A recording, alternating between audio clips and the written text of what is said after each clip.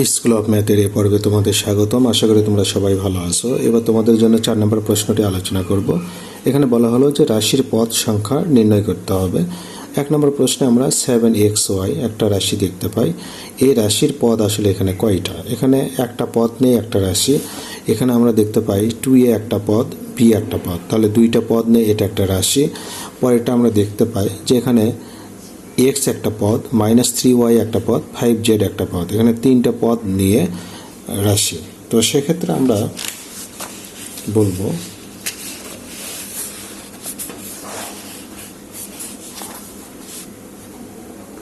চার নম্বর প্রশ্নে 4 নম্বর আমরা বলবো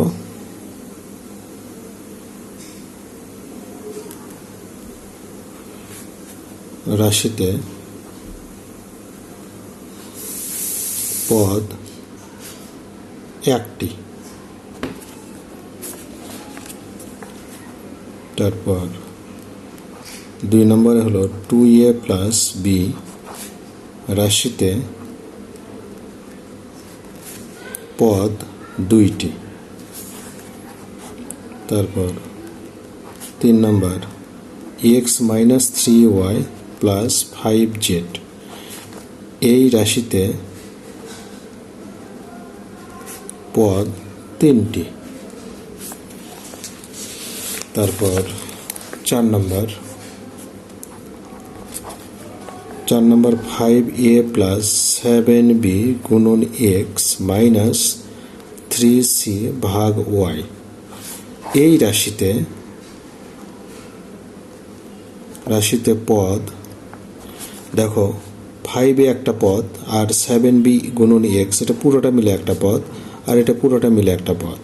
তোমরা মনে রাখবে যে গুণের মাধ্যমে যে অংশটা থাকে সেটা একটা পদ, ভাগের মাধ্যমে যে অংশটা থাকে সেটা পুরোটা মিলে একটা পদ। তাহলে এখানেও পদ হলো তিনটি। 5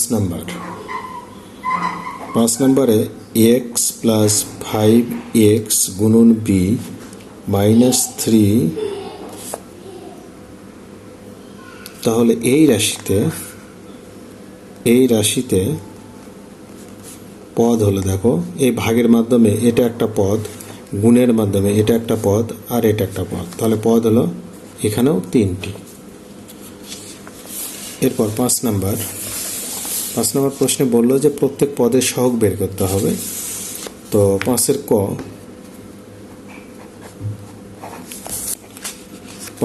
ক এর 1 নম্বর 6b এখানে প্রত্যেক পদের সহগ, তাহলে এখানে 6b তে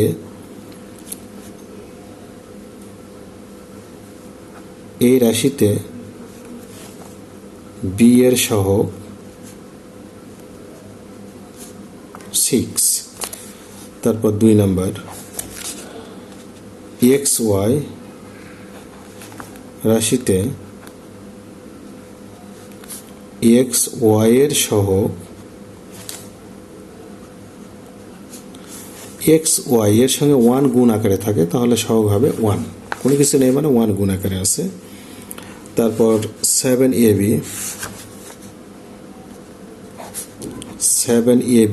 এই রাশিতে ab এর সহগ 7। তারপর 2x প্লাস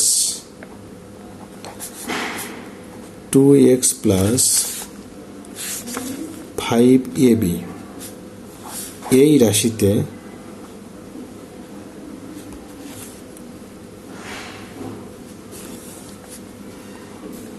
প্রথম পদে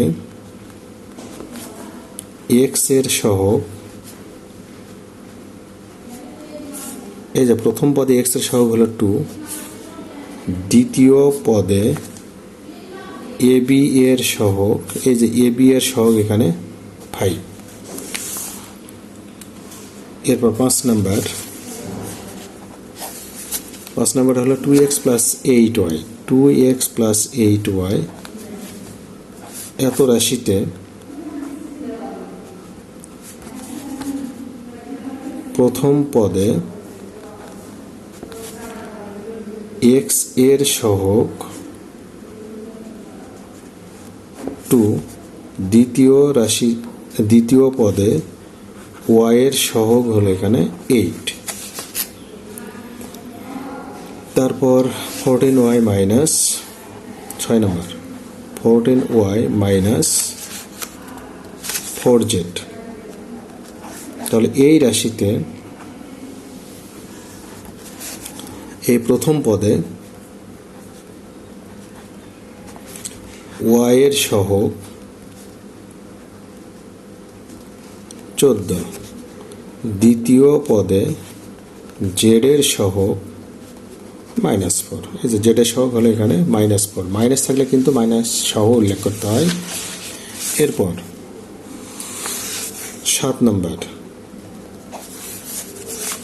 হলো হাফ xyz। এত রাশিতে xyz এর সহগ, তাহলে এখানে মাইনাস হাফ, কারণ মাইনাস থাকলে সেটা মাইনাস উল্লেখ করতে হয় সহজে। এরপর খ নম্বরে বললো দেখো যে x এর আক্ষরিক সহগ।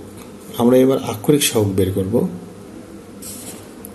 খ নম্বর 1 ax রাশিতে x এর আক্ষরিক মানে কি বর্ণ যেটা সেটা, আক্ষরিক সহগ হলো a। 2 নম্বর ax প্লাস 3, এই রাশিতে x এর আক্ষরিক সহগ হলো, দেখো x এর সঙ্গে যেটা গুণ আকারে বর্ণ বা অক্ষর সেটাই হলো আক্ষরিক সহগ। 3 নম্বর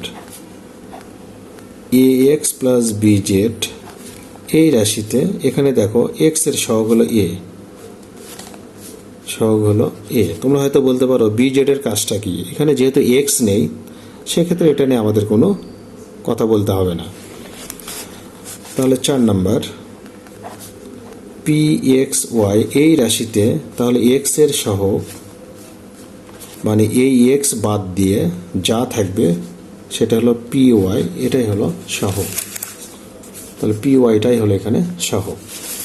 এরপর আমরা 6 নম্বরে যাই। 6 নম্বরে বলা হলো যে একটা কলমের দাম x টাকা, একটা বইয়ের দাম y টাকা। তাহলে নিচের রাশিগুলো দ্বারা কি বোঝানো হয়? একটা কলমের দাম যদি, একটা বইয়ের দাম যদি y টাকা হয়, তাহলে 3টা বইয়ের দাম কত? 3y। তাহলে 3y দ্বারা আমরা কি পেলাম? যে 3টা বইয়ের দাম। একটা কলমের দাম যদি x হয়, 7টা কলমের দাম কি? 7x। তার মানে 7x দ্বারা আমরা কি বুঝলাম? 7টা কলমের দাম। এইভাবে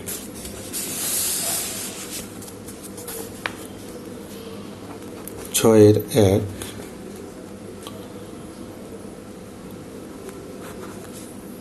3y দ্বারা 3টি বইয়ের দাম বোঝায়।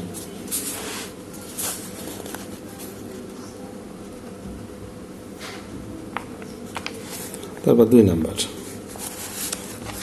হলো 7x দ্বারা 60টি কলমের দাম বোঝায়। 3 নম্বর তাহলে x প্লাস 9y, এটা দ্বারা কি বোঝায়? x মানে হলো একটি কলমের দাম ও 9টি একটি কলমের দাম ও 9টি বইয়ের একত্রে দাম। তাহলে এই রাশি দ্বারা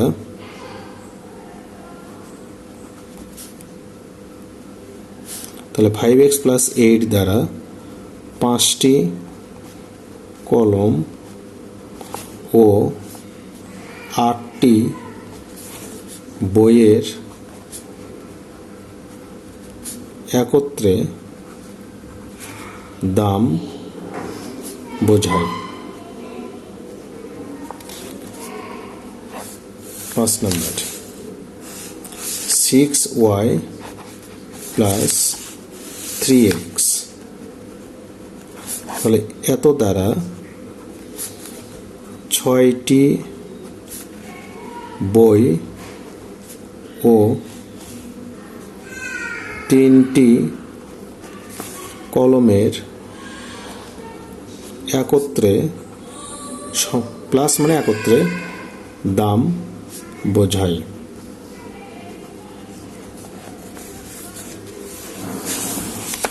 এবার 7 নাম্বার।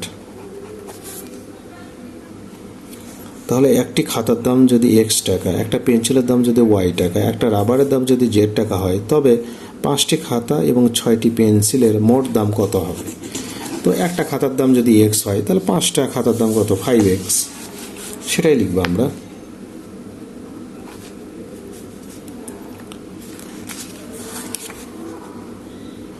তাহলে একটি খাতার দাম x টাকা, তাহলে 5টি খাতার দাম 5x টাকা। একটি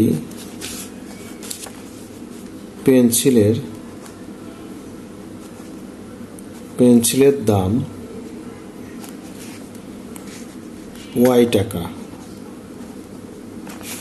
অতএব 6টি পেন্সিলের দাম 6y টাকা। অতএব মোট দাম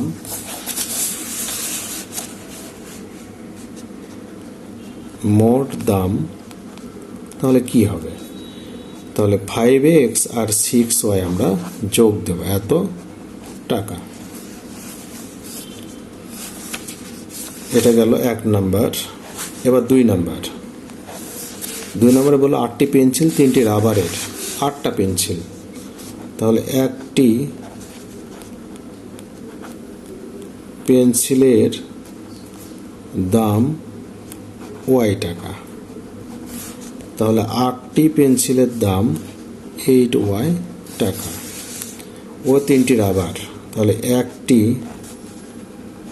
রাবারের দাম z টাকা, তাহলে 3টি রাবারের দাম 3z টাকা। এখন একত্রে দাম মানে কি? মোট দাম যোগ দাও, তাহলে 8y প্লাস 3z এত টাকা। এবার 3 নম্বর। 10টি খাতা 5টি পেন্সিল 2টি রাবারের মোট দাম। তাহলে আমরা লিখব 3 নম্বরের জন্য একটি খাতার দাম x টাকা, তাহলে 10টি খাতার দাম 10x টাকা। একটি পেন্সিলের দাম y টাকা, তাহলে 5টি পেন্সিলের দাম 5y টাকা। একটি রাবারের দাম z টাকা, অতএব 2টি রাবারের দাম 2z টাকা। তাহলে মোট দাম আসলে কত হয়? আমরা 3টায় যোগ দেব, তাহলে 10x plus 5y plus 2z টাকা। খ নম্বর। 1 হালি কলার দাম x টাকা হলে 5 হালি কলার দাম কত? তাহলে 1 নম্বর, 1 হালি কলার দাম x টাকা, তাহলে 5 হালি কলার দাম 5x টাকা। 12টি কলার দাম কত? 2 নম্বর। তাহলে 1 হালি সমান 4টি, তাহলে 4টি কলার দাম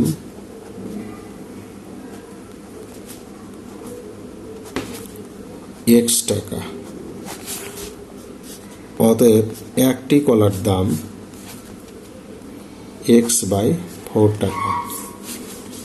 অতএব 12টি কলার দাম, তাহলে এক্স গুণন 12 ডিভাইডেড 4, কেটে দাও, 3 4 12, তার মানে 3x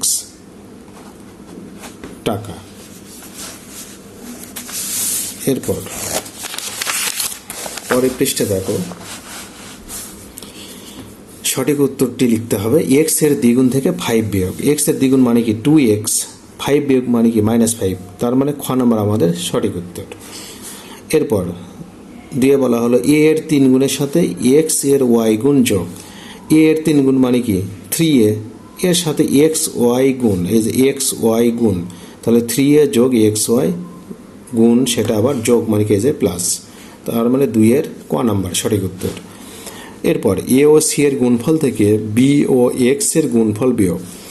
এ ও সি এর গুণফল মানে কি এ ও সি, আর বি ও এক্স এর গুণফল মানে কি বি এক্স, আর বিয়োগ মানে কি মাইনাস, তার মানে গ নাম্বার সঠিক উত্তর।